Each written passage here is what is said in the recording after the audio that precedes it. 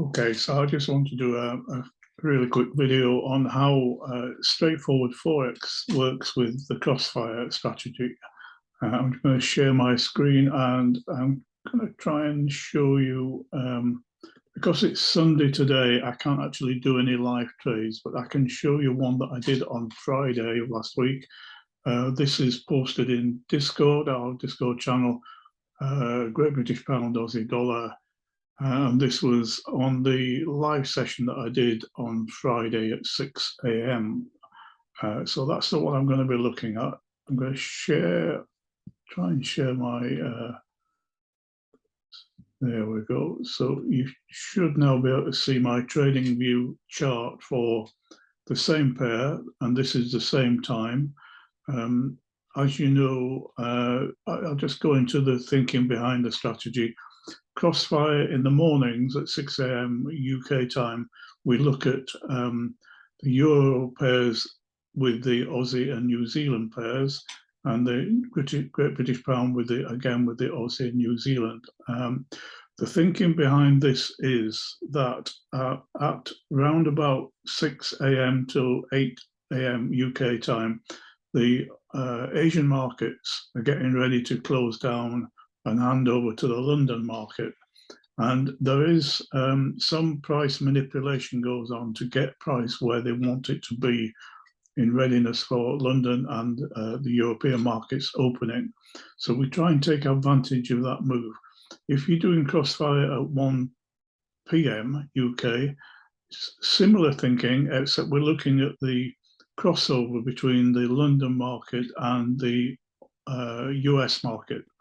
So somewhere between 1 and 3, we suspect there is some price manipulation going on in readiness for that crossover. Now, we've got 4 Forex pairs that we trade during that time period. I've also added to that list the gold XAU USD. I've had a lot of success with that one at that time, round about 1:30, 2 o'clock. There's generally some movement in price. If you want to know more about Crossfire, you can go to the guide section in the Ninja Facebook group.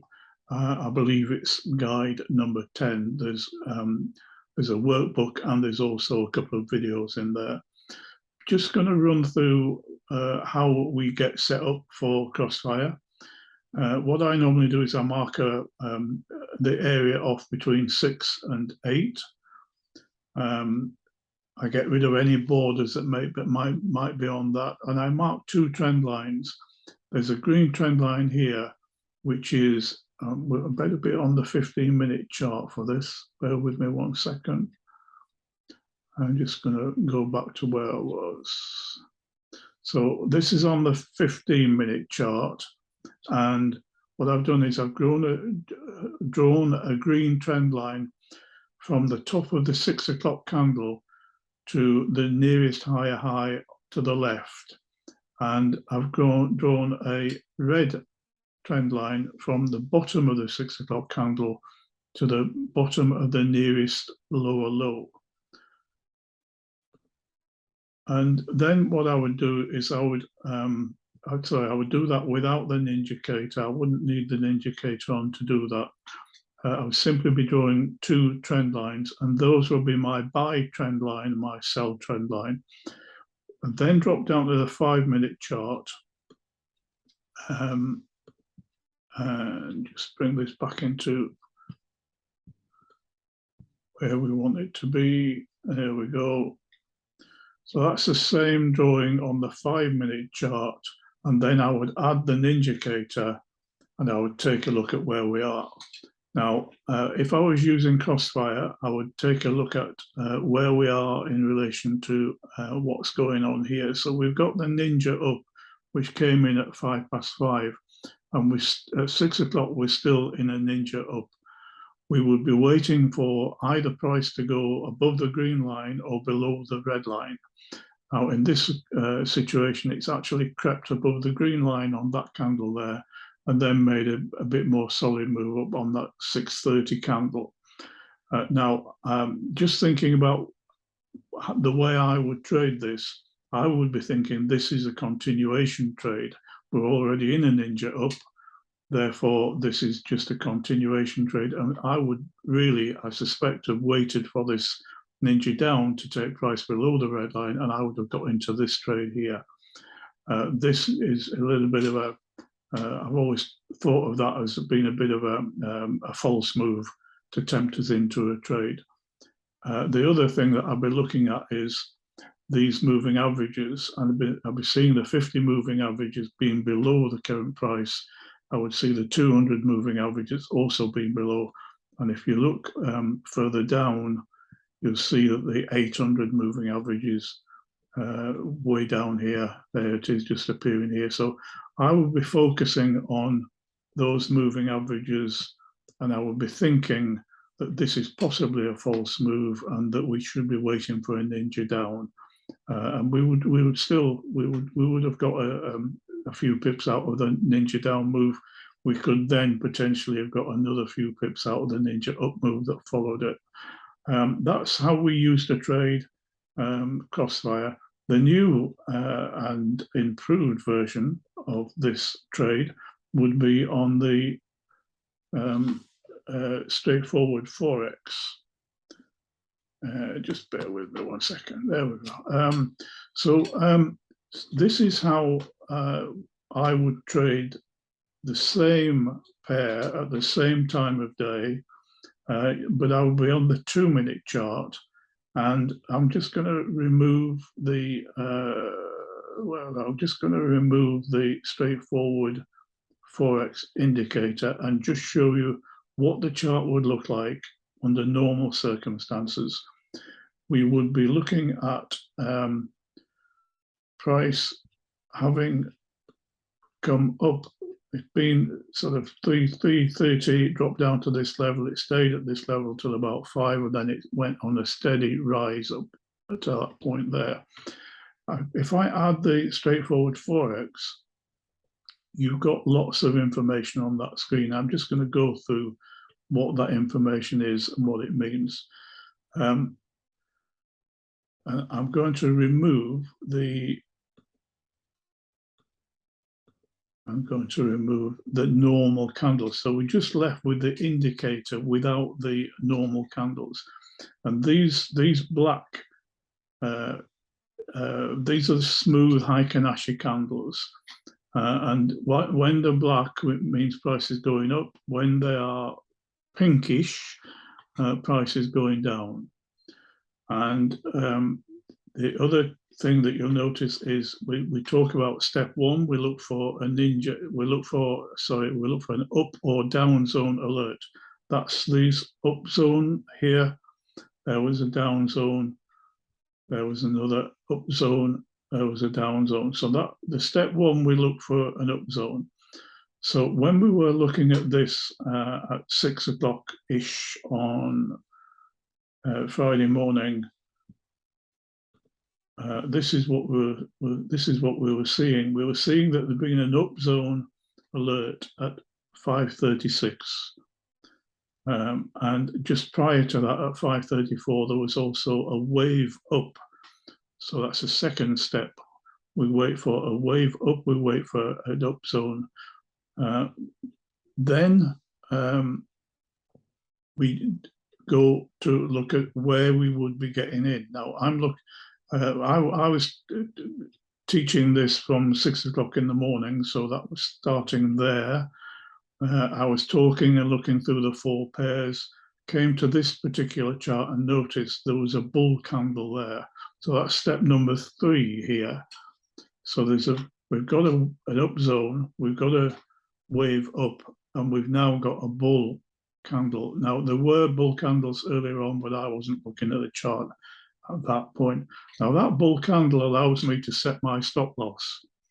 I'm not going to get in the trade right now, but I'm going to set my stop loss. Now you will have seen us talking about the demon scalper, and we've got our own. In a few days, we'll have our own version of that, and this will allow you to set your amount of risk. So I would have previously set the risk that I want to take, whether it's 1% or 2% or 0.5%. I would set that in the demon scalper, in advance.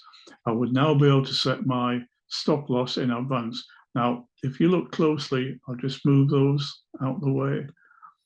If you look closely, this is where I actually set my stop loss. This was below where I would normally put it. Because this was a bull candle. There we are, bull candle. This is the candle I'm talking about.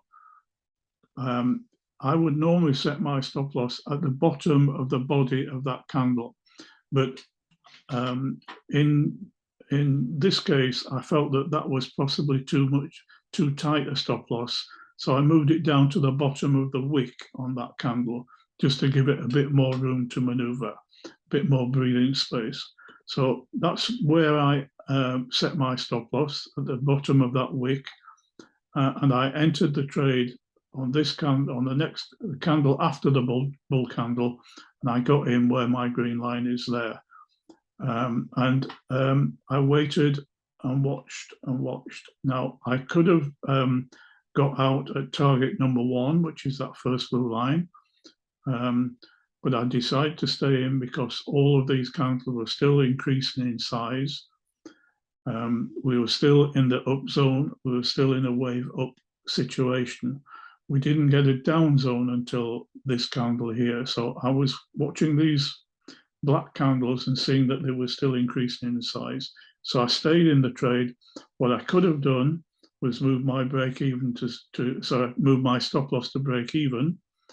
And then I was in a no loss trade situation. In reality, what I did was I followed the price and I moved it up to that blue line. And then I moved it up to that second blue line. And then I moved it up to that third blue line. I think I would possibly have been tempted to get out at that point if I'd been live trading this. But in reality, the price went up to target number 5. I would have really been happy getting out at target number 3, 4, or 5, or even at target number 1. That would have been enough for me. So the point there that I got in was at 628. What I wanted to do is compare that with my entry on the Crossfire strategy, which would have been, I suspect, on that candle there at the earliest. If I got in for a buy, I would have gone in at 630. I'm still of the belief that I would have hesitated and waited for that down. So I would have lost out on those few pips there. Now, when I say a few pips, it wasn't just a few pips. It was actually 38 pips in that move. From my entry point up to that line there was 38 pips. My stop loss was 7.6 pips. So that was quite a good risk to reward. As far as when to get out of the trade, the new exit manager, new trade manager that we have is going to allow you to set your own take profit, or you can use the exit manager to get you out either when these candles change from black to purple, or when the PSARs flip. And I'll just add the PSAR just on there. So that in that case, you would have got out when the PSAR moved up to the top, which would have been there. So you would have gone up and then it would have retraced and you would have lost a few pips. I'm in the fortunate position where I can sit and finger on button and get out of the trade when I feel I should get out. But you also have, and with this exit manager, you have the ability to set your own take profit, and you're able to set the exit manager to move your stop loss up to break even once you get into profit. So that's just a brief look at how straightforward Forex strategy works with Crossfire. There's absolutely no reason why you can't continue using this Crossfire strategy. If you want to get a slight edge, you might want to look at using the straightforward Forex.